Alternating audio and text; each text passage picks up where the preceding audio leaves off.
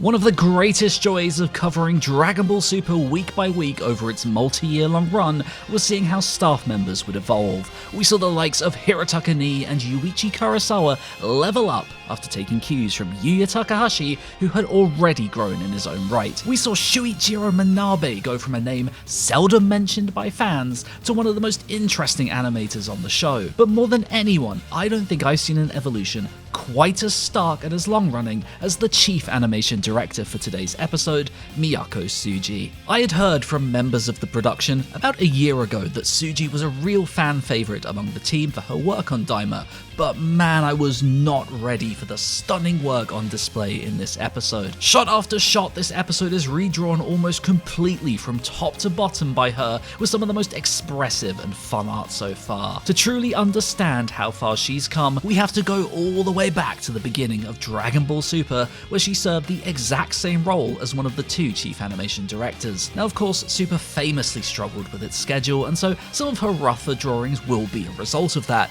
but if we go arc by arc, we can see her stylistically improve. The very boxy shaped heads eventually start to dissipate, and her approach feels so much more confident. By the time we reach DBS Broly, its commercials, and this obscure karaoke machine animation thing she did, we can see such a jump in skill that it's almost unbelievable. It's so impressive to see how confident and polished her work has become as she's fully honed Dragon Ball's stylistic quirks. Kozue Komatsu is the regular animation supervisor here. He actually held the chief role on Dragon Quest Dai, but honestly, outside of a couple of scenes where his work literally just looks like Dai, Tsuji just completely redraws this episode from top to bottom. She really doesn't put a foot wrong, and I can absolutely see now why staff were hyped by her work. So much so that when I compare her drawing that Nakatsuru corrected, I actually think he made it a little bit worse. While Shin is definitely an improvement, Goku's pose got stiffer, the expression feels weaker, and he actually forgot to draw the shadow under him.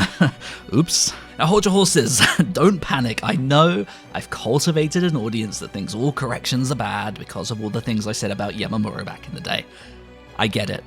I stand by a lot of that. The issue with him, though, is that even on stacked projects, he would take interesting animators and delete what made them interesting. But on Super, he actually did do a lot of good, and now, years removed from that series, we can see many instances where he saved us from some really terrible stuff. I say this for a couple reasons. One is that I do sometimes think I was too harsh back then, but more than anything, I don't want there to be any misunderstandings or accusations of hypocrisy or what have you. Corrections, they're an inherent part of the animation process. You want them to exist, but it's about knowing when to correct and that your style is even appealing in the first place. Missteps happen, and Nakatsuru is not steamrolling everyone and making everything worse. The rest of his stuff in this episode is really nice, as it was in the opening I covered last week. To give you a clearer idea of his role, he's the chief animation supervisor of the entire show, which I'm sure sounds confusing because the chief animation supervisor of this episode is Miyako Tsuji, as I've just talked about. But to put it simply,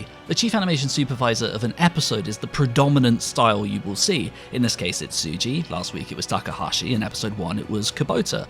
They go over everything to make sure it looks polished and consistent. As you've just heard, it's a role that changes episode by episode. The chief supervisor of the show, however, is on every episode and is traditionally held by the character designer. That's Katsuyoshi Nakatsuru's role, and so he's the last stage of quality checks for the key animation. It can be as simple as redrawing ears and nose shapes to outright redrawing entire poses from scratch. It's entirely up to him. He holds all the power when it comes to the drawing quality of this show. We're fortunate then that he is immensely talented. The new eye catch is from Takumi Yamamoto. Yes, that is the same Yamamoto that did all of those incredible scenes in the past 3 episodes, but Nakatsuru redraws everything here, and it still looks incredible. That's not a fluke, and I can tell you I've been really privileged to have seen some of his corrections from later in the series, and while there were still a couple of very rare misses like that sleeping redraw, on the whole, he's been a huge net positive. We are in very, very good hands. For some reason though, we can't seem to escape the hands of Yoshitaka Yashima. We're on episode 3 now, and he's storyboarded it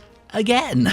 I know he's not the only storyboard artist on this show. I've seen boards from Komaki Kiriyama, the director of this episode, and I know of so many others. I don't know what's going on, but I'm glad that this is more like episode 1 quality Yashima, and not what we saw in episode 2. Some of the nice layouts are back, the dialogue blocking is kind of neat again, and while I do think it could be a little bit claustrophobic in spots due to that endless sea of tight close-ups, I think it worked mostly well in the confines of the ship and made that town feel really oppressive. I thought it was fine, but I think the star of this episode is its director, Takao Kiriyama. Unfortunately, Dragon Ball fans will only know that name from the endless sea of Super Dragon Ball Heroes episodes he directed. Fans of Dragon Quest Dai might know some of his episodes there, but ultimately he's a fresh, young director. It's only in the past few years that he graduated from assistant director to the full role. In spite of that, he's clearly got a decent vision about him. This episode oozed atmosphere. He really didn't shy away from drenching scenes in lovely colours, making strong use of shadow and indirect lighting. It led to an episode that felt really unique in tone for Dragon Ball. The silence as they enter the town, the low rumble of unease. He's one to keep an eye on, and I'm really looking forward to his own storyboard efforts in the future. I know you're all waiting for me to talk about the action scene at the end of this episode, but I refuse to do so until I talk about not just the character animation of this episode, but the approach that's been afforded to the show's non-action scenes because of its remarkable production. If you're not aware, the series has almost finished being animated. They're finishing the final episodes as we speak, and if that doesn't immediately register to you as insane, I'll link a video I wrote for Totally Not Mark's channel in the description that covers that topic in depth. But the long and short of it is that this show has one of the best schedules around, and it's resulted in a level of polish you don't typically see from your average show. I've seen the occasional comment from people going, well, this all just kinda seems normal to me. Where am I meant to be seeing that taken advantage of? Which I find a little bit frustrating, but I do get it. I think your average person is looking for crazy action or non-stop character movement when they hear about this special production. But what it actually entails is a level of polish and motion that almost passes you by. Like a good soundtrack, you don't really notice it unless it wants to be noticed. Daima's almost always got some kind of motion going on. It might just be characters blinking, heads turning, even just moving around a scene. They're not necessarily special bits of animation, but they all need to be animated, corrected, clean, colored, composited, all the same. These are all things that take a lot of time and are often skimped on as a result. Daima has its bursts of standout stuff, and you can look forward to some incredible action,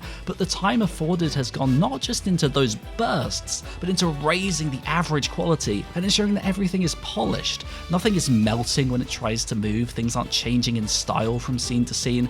This is a confident and polished product from top to bottom, and that is depressingly rare with the current state of the anime industry. Throughout this episode especially, there's so much motion that you might not even register, but it goes a long way in making the world feel alive and immersive for the viewer. Your action specialists have all the time to go even further beyond, and your less experienced and slower ones get time to do more challenging movements. So I hope that makes sense, and I hope you now notice those details, or at least keep that in mind when things aren't noticeably crazy. So with that said, let's actually jump into the action. We get a brief flash of it as Glorio takes down the archers, which appears to be Sander's animation. He's a French animator who moved to Japan and became an in-house staff member for Dai, and now Daima, and carrying on the trend from many animators from the past couple of episodes, he is also a huge Dragon Ball fan. The remainder of the action is in the back half of this episode, and I love this tavern scene. Goku battling enemies with a burger in his mouth is the exact type of unbothered kung fu action I so wanted out of this series,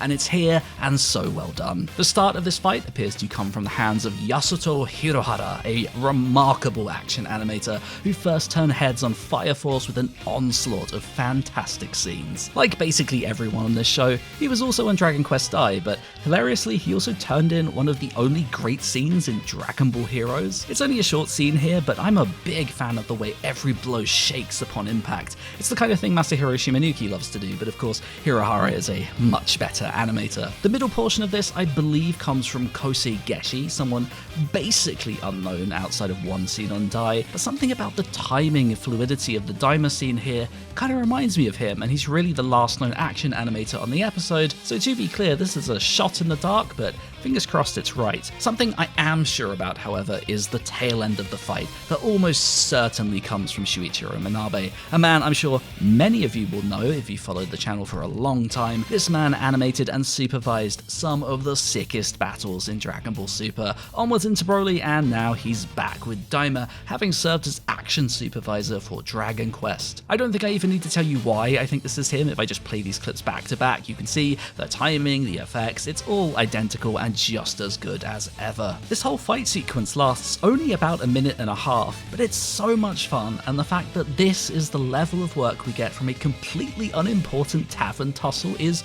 crazy. The next episode looks like we'll finally be seeing Goku's run-in with the police that we saw in the trailers, along with the introduction of Pansy, so I really suspect the action will be ramping up from here on out, and maybe, just maybe, we might get a board that is not from Yashima. Thanks so much for listening, everyone. I know this was a bit more of a broader macro view of things, but I felt like it was the best time to approach it on a slightly quieter episode. I hope you enjoyed it all the same, and as always, be sure to rate the video, subscribe if you're new, and I will see you next time.